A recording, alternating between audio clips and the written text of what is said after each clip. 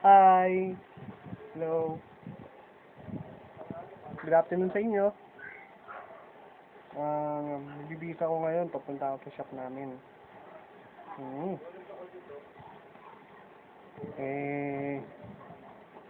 Yung damit ko, kupas na. Anyway, nagising ako mga 10 o'clock ng umaga. Tapos walang ulam. Anyway, yung ginawa ko, punta ako sa nanay ko. Sabi ng nanay, Nay, Ma, may si Jajap nagugutom. Yung bata, nagugutom daw. Nailang ko, binigyan ako sa kwenta. Ang binili ko sa pagkain namin, 20 pesos na bigas. Pero hindi fake yun totoong bigas yun. Tapos, bumili ako ng itlog na maalat, 10 pisong dilis, konti nga lang yun, 5 pisong mantika. Ayun, nagsaing muna ako. Tapos, pagkasaing ko, after nun, luto si Chap-Chap ng itlog niya, pinatik niya.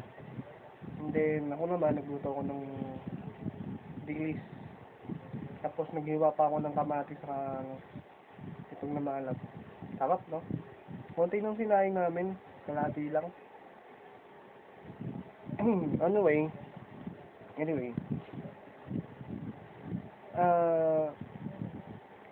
nakakabuang talaga no? Imagine mo, putak mo yung araw na napakainit ng panahon. Diba? Palabas lang kanina ng balita. Imagine mo pagkain lalagyan ng tax. Pati asin. Alam mo ba naglalagay ng tax ngayon? Dahil sa mga nagkakasakit. Wala sila sa disiplina sa pagkain. Imagine mo in-interview sa TV, sa balita, sabi niya, tuwing mag-break time, pinakain niya, chichirya, saka soft drink. Alam mo naman yung tanga na yun no? Talagang magkakasakit talaga. Hindi nila kumain ng kanin, konting gulay, mga tingnan tuloy ng sakit na ba to? May dialysis pa. Parang naman tanga no? Kasi sisihin yung asin. Tintik na yan.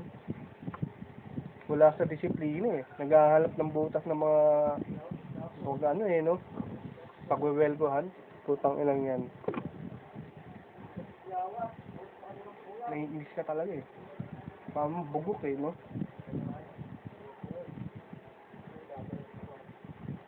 Tapos, ayun. Problema, lalagyan na ng batas na tax. Hindi pala, ilalagyan pala ng tax pala sa mga asin, lalo na mga noodles. Malisin mo yun.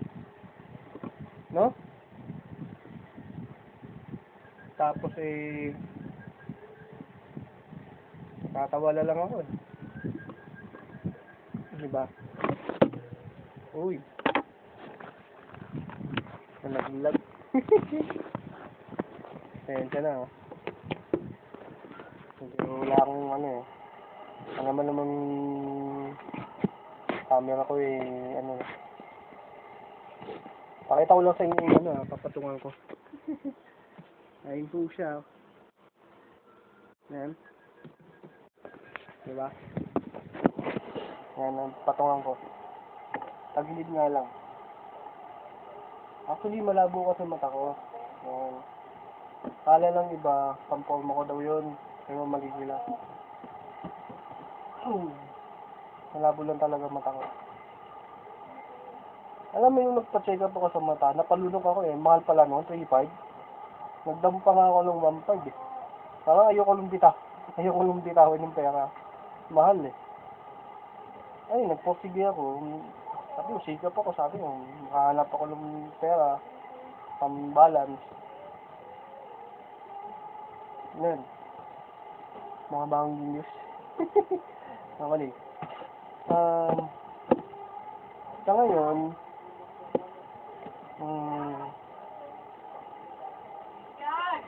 yes okay meron lang kinuha pinirmahan ang pinagalang sulat sa PLDT shit ang laki ng bill 1.5 anong pagba Okay, naputol kanina. Ano na lang, edit ko na lang mamaya. So, what's up mga bro? What's up sa mga ano dyan, lintik na yan. Ingat-ingat po tayo today sa mga nangyayari sa panahon ngayon. And then,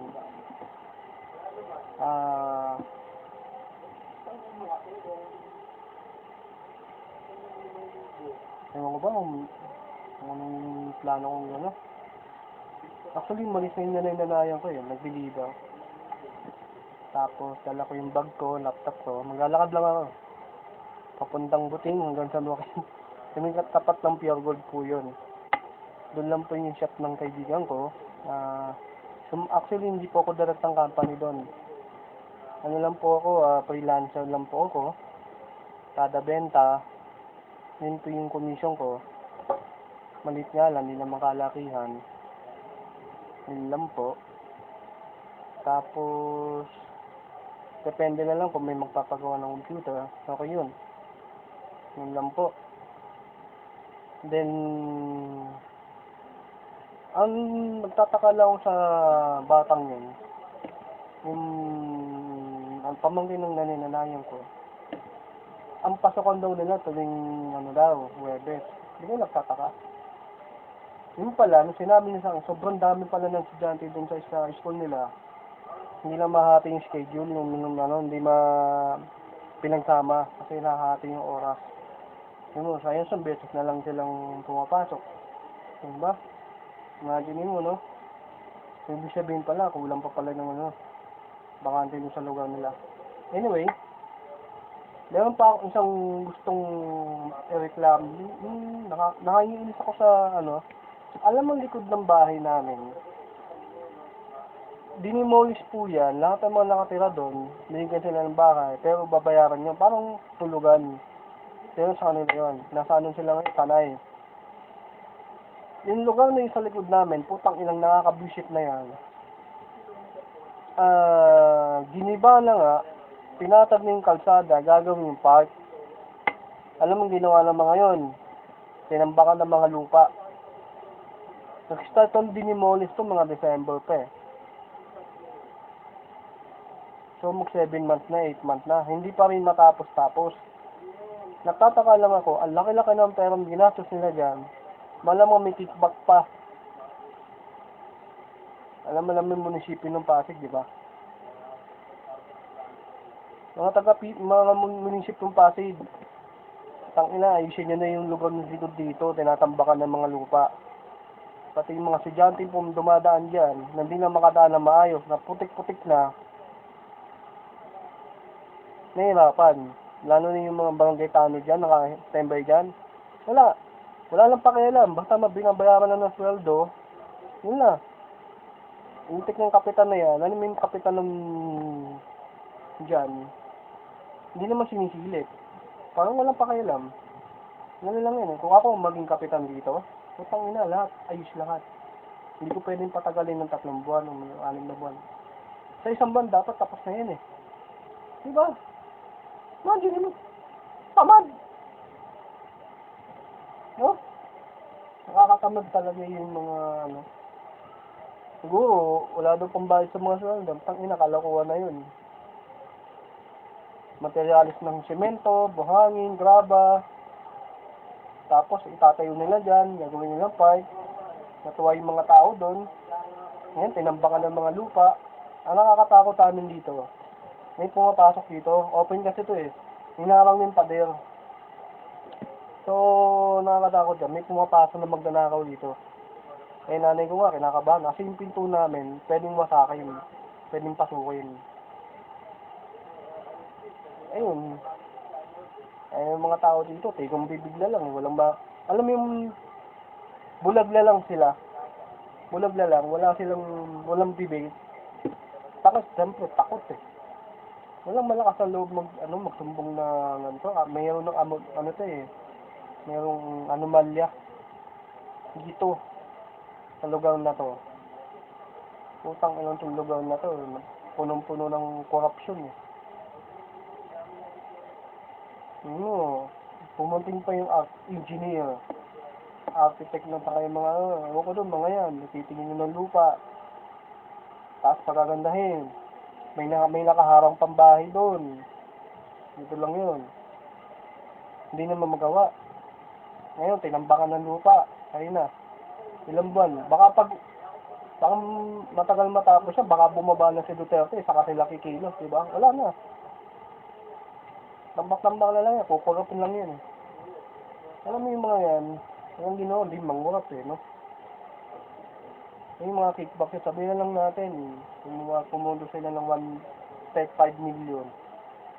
Ilang haba yung kalsada nyo sa ilalim ng tulay namin. And duda na ako dun sa mga materialis pa lang, mura na May malamang, kickback yun, di ba? Alam mo na, siyempre may mga kadbuatan yun May mga galamay, alam mo yung mga galamay, putang ina mga kupal yun no? Mukhang pera Imbis na pagandahin yung lugar na to, wala din kurap. Tapos nakita ko sa Facebook, pangatlo sila sa pinakamayaman sa lugar. Diba?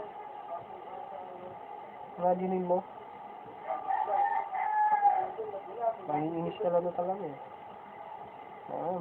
mga baranggetano dito, walang ginawa. Ito pa, alam mo yung CCTV dun sa buting sa lugar namin. Nilagyan na naman ng CCTV. Hindi gumagana. Display lang. Kung nga totoo. Pero yung murang camera na yun, mumurahin lang yan. Pinurap lang yan. Hindi nga gumagana Wala lang nga pakialam Pag may katulad yan, may nasasalvage, may napapatay dyan, may nakawan. Meron nga din nakaraan may binaril doon, ride out tandem. Kasama sa listahan ng what, putang inang yung mga yan. Hindi nakita ng CCTV, tapos nakapatay pa lahat. So, ibig sabihin, planado. Ngayon, mga naka-standby doon, wala. Tapos yung mga tanod dyan, walang ginawa, kundi mangutong. Napasimple. Meron mo yung mga jeep doon, ang mga taxi. Ngayon, inalis na. Alam bakit? Baka may nakahuli May nakatunog Di ba?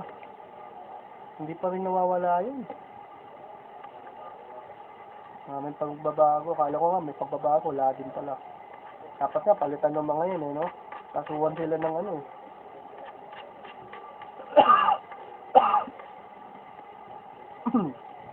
mga tao dito, takot sa takot Hindi kong bibig Ito pa guys. Kami nga dito sa lugar namin. Hindi pa rin madampot-dampot. Nakaraan nga dito ibang tao. Sa sobrang takot namin, hindi kami lumabas. Naamoy namin yung amoy damo. Alam mo na yun. Ito namin ireklamo Kasi bakit? May kapit. Alam mo yung kapit? Sa mataas. Ganun. Nakatali. Diba? Kaya yung mga may mga tigo. Dapat nga, itukhang ng mga to Iba-iba pumapasok sa lugar namin sa Stinita. Dumadayo. Nag-aabutan. Kami naman, kung wala kami makita, pag may nakita kami gano'n, lang natakot na ako, siyempre. May mga dalamang ngayon Diba? Mahirap na. Ayaw pa kasing huliin itong mga gagawin ito Sa totoo lang, pera-pera lang mga tao dito. Pati yung CCTV dito, sa may section ng buting dyan, patay Hindi mo malaman kung buhay yung camera Display lang Napapasin ko yung camera doon, hindi magalaw. Wala akong nakitang nagmamonitor doon. Kasi, hindi ko alam kung saan nung galing ng camera nun Konektado doon sa malayo o doon sa wire na yan, hindi maabot Kung mayroong CCTV doon, dapat konektado sa outpost para mamonitor. Wala Kaya tignan mo, ang daming kurap dyan. Mga anomalya. Meron pa, copy enforcer naman dyan, patago. Nung huli, hindi ko alam kung nakungutong to. Tuwing dumadaan ako dun Gabi yata, alas 12. May nagpapalo, mama, truck, mga kahit ordinaryo, putang ina, mga kurap talaga eh. Yung kotongero, pasimple. Hindi na kontento sa sahod eh, no? Sumukahit pa talaga eh. So anyway, alas 12 na, mag-alauna na pala. Alam mo, yung kinain ko kanina, almusal ko na yun eh. Ganun talaga buhay. So, see you guys. Nandito lang po ako. Ito ngayon.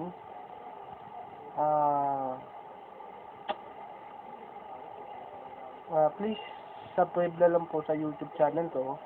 Gistors Vlogs.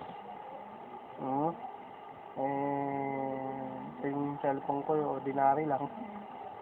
Hindi namang maganda camera ko. Ano lang po ito? My phone 27 lang. Pero yung harap ng camera ko, 5 megapixel. Pero yung likod 8 megapixel.